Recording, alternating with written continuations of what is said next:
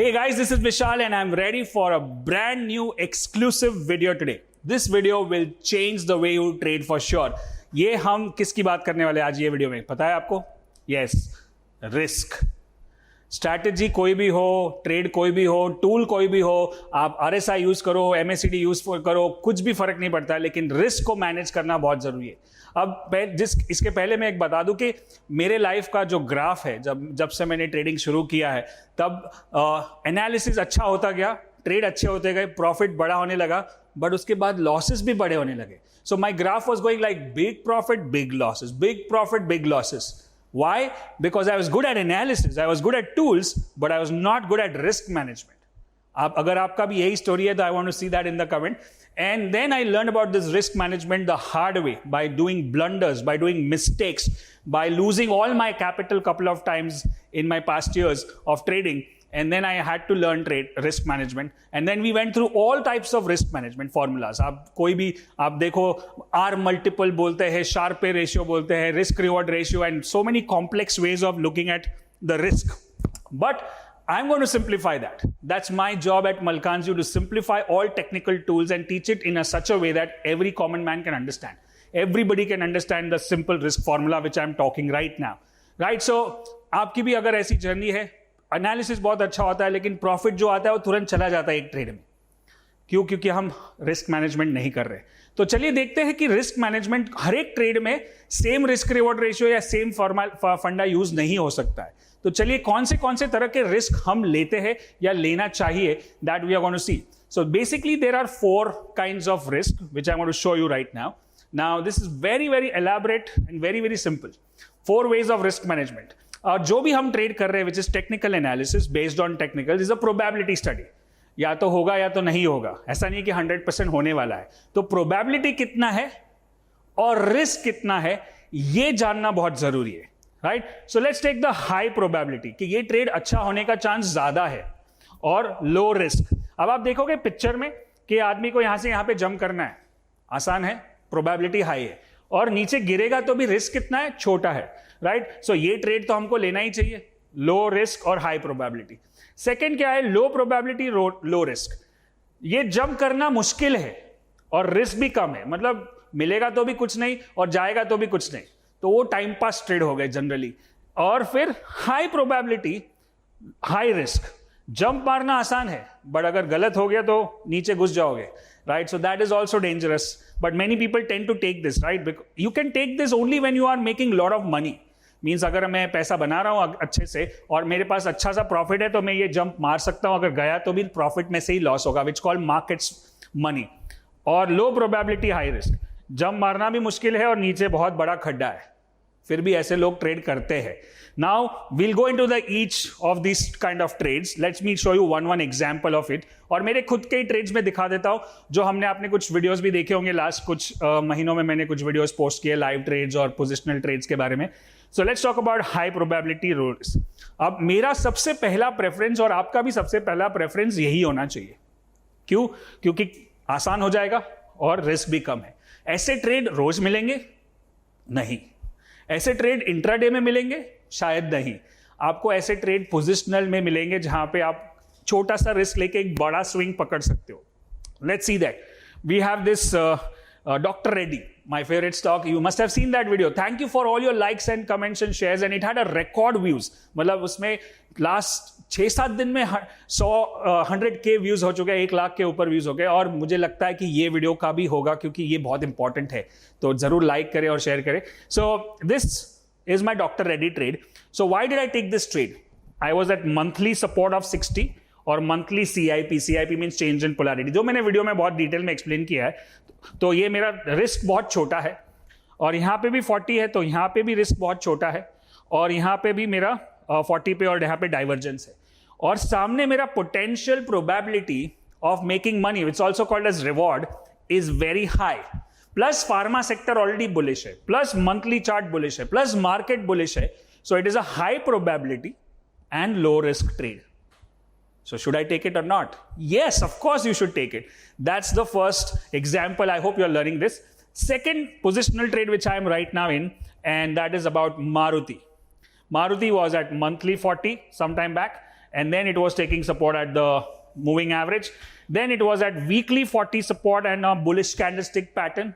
Then there were multiple divergences on daily with outside inside double bottom on Bollinger Bands and bullish candle here. So that's my entry. So my risk is very less compared to my reward, which is almost 700-800 rupees versus 100 rupee profit, 100 rupee loss. छोटा risk, probability high और reward भी high. एक third angle हम डालना चाहिए. एक probability होता है, एक रिस्क होता है और एक रिवॉर्ड भी होता है. सामने रिवॉर्ड कितना मिलने वाला है, रिवॉर्ड मिलेगा तो मैं करूं. सो मेरा रिस्क छोटा, प्रोबेबिलिटी हाई और रिवॉर्ड भी high, then I want to take that trade. Otherwise I don't want to trade. अगर ऐसा आप डिसाइड कर लो तो आपका कितने सारे ट्रेड कम हो जाएंगे. काफी सारे ट्रेड आप सच बताओ मेरे को भी, और मैं भी कभी कभी करता हूं कि हम लोग ऐसे ही करते हैं, अरे आज कुछ ट्रेड किया नहीं है चलो कर लेते, बोर हो रहे हैं. That's not a high probability और अ लो रिस्क और something like that. Is just कि आपको करना है, खुजली है बेसिकली और कुछ नहीं. Right, then let's take the second example which is low probability low risk. Risk छोटा है but probability भी लो है, which is basically intraday trades. Now you have seen that I post a lot of options trade, option expiry trade. Option expiry level 1 के जो trades है, काफी सारे हमारे जो चैलेंजेस हो रहे थे अभी बीच में क्वालिफाइंग राउंड में, प्री क्वालिफाइंग राउंड में इतने बड़े बड़े ट्रेड्स, अच्छे ट्रेड्स मिले. क्वालिफाइंग राउंड में कुछ भी नहीं मिला, उल्टे का लॉस हो गया. But why? बिकॉज उसमें रिस्क छोटा है, प्रोबेबिलिटी भी लो है. Of course if you go to expiry level 3 and 5 then the possibility is high. But right now I'm showing you, let's say this expiry level 1 trade. Possibility है, risk भी छोटा है क्योंकि you are doing on a smaller time frame. 15 minute का chart है ना, तो risk तो छोटा ही होगा, बट प्रोबेबिलिटी भी लो है क्योंकि रोज ही ऐसे ट्रेड होते हैं. एक क्या बोलते हैं गुरु मंत्र कि अच्छे quality, low risk, high probability, high reward trades रोज नहीं आएंगे. ये रेयर है, जितना रेयर होगा उतना अच्छा है. जो रोज आते हैं वो सारे कंडीशंस को मीट नहीं करेंगे. ये तो रोज ही होता है, right? So that's where we can work out on this. Is called low probability low risk. Now third comes high probability. Profit होगा लेकिन रिस्क भी बड़ा है. ऐसे कौन से ट्रेड होंगे? चले गैस करते हैं. ये वीडियो को एक बार पॉज करके नीचे एज अ क्विज करके आंसर दो, देखते हैं क्या होता है. Then what is high probability high risk? जो बहुत लोग करते हैं, जो हमारे प्रोग्राम में सिखाया भी जाता है, and that is called as option selling और या ऑप्शन राइटिंग. ऑप्शन राइटिंग करोगे, प्रोबेबिलिटी हाई है कि वो जीरो हो जाएगा, राइट? अपने को मालूम है खाली वेट करना है, अपने को थोड़े दिन तक दूर के कॉल पुट बेच के रखते हैं हम लोग, उसमें प्रॉफिट बहुत छोटा है, राइट? क्योंकि उतना ही प्रीमियम मिलेगा. और सामने रिस्क बहुत ज्यादा है कि अगर उल्टा मार्केट गैप डाउन या गैप अप खुल गया हमारे खिलाफ तो रिस्क बहुत बड़ा हो जाएगा. तो हम लोग छोटा पैसा कमाने के लिए बड़ा रिस्क लेते हैं. ऑफ कोर्स इसको हैंडल कर सकते हैं अगर if you have the right stop loss, if you have the right method, like we use RSI in our options mastery program or we use ADX, there is a risk reward ratio. but काफी लोग ऐसे blindly दूर के call put बेच देते हैं. हर साल समझो, हर महीने समझो फॉर एग्जाम्पल 100 रुपीज कमाना है, 100 रुपया हर महीने, लेकिन एक ऐसा महीना आता है जब मार्केट उल्टा सीधा ऊपर नीचे जाता है, गैप अप गैप डाउन खुलता है, तो एक साथ 1000 रुपया लेके जाता है. ऑप्शन राइटिंग में ऐसा रिटेल ट्रेडर्स के साथ बहुत होता है, right? So if you don't have the strategy, now this is high risk high probability. Probability है कि आप पैसा बनाओगे लेकिन रिस्क भी हाई है, तो आपको ये ट्रेड लेने हैं. अब ऐसा नहीं है कि खाली एक ही तरह के ट्रेड ले रहे हैं, ऐसा नहीं है कि ये नहीं ले सकते.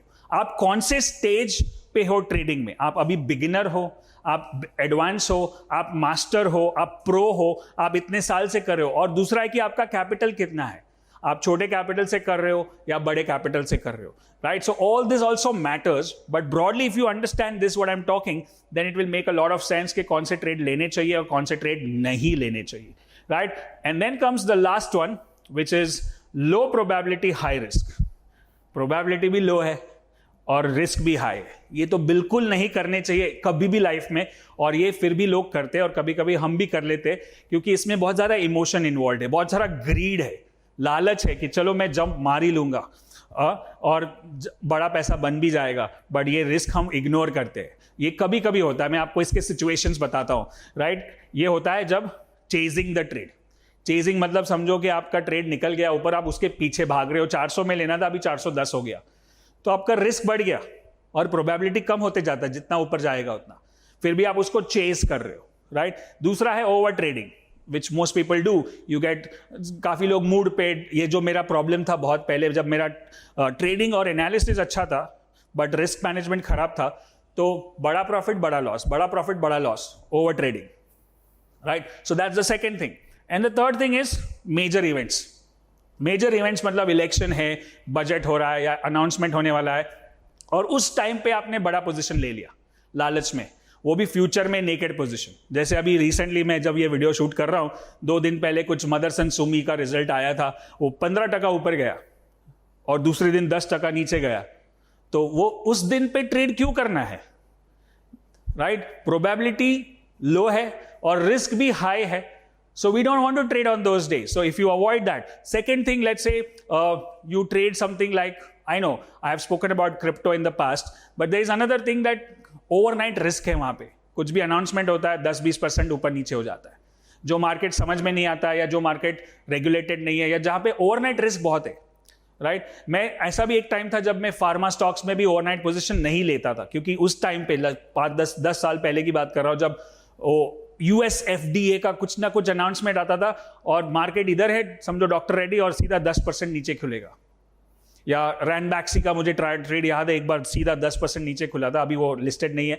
सो this kind of trades where there is risk is very high, probability is low, and still we want to trade, right? So you have to identify कि आपको कौन से वाले ट्रेड करने हैं, कौन सा वाला ट्रेड, कौन से स्टेज ऑफ ट्रेडिंग में हो आप, आपके पास कैपिटल कितना है, आप कितना हजम कर सकते हो.